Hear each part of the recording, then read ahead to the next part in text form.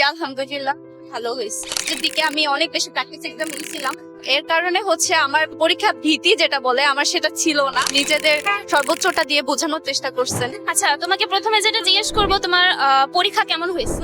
জি আলহামদুলিল্লাহ ভালো হয়েছে। আচ্ছা, মোটামুটি তোমার যে পরীক্ষাটা দিয়ে আসছো, এটার এক্সপিরিয়েন্স কেমন ছিল? যে কেমন কমন করছে বা কিরকম ছিল? বিব্রেনারের ক্লাস বা এক্সাম থেকে কেমন কমন ছিল? যে আমি মানে বলবো যে হচ্ছে এক্সপিরিয়েন্স বলতে আমি আমার এক্সাম গুলা হচ্ছে রিব্রেইনারি যেগুলো এক্সাম হতো আমি সেগুলা সর্বোচ্চ চেষ্টা করছি যে এক্সাম গুলা ভালো মতো দেওয়ার। আর লাস্টের দিকে আমি অনেক বেশি প্র্যাকটিস এক্সাম দিয়েছিলাম, এর কারণে হচ্ছে আমার পরীক্ষা ভীতি যেটা বলে আমার সেটা ছিল না।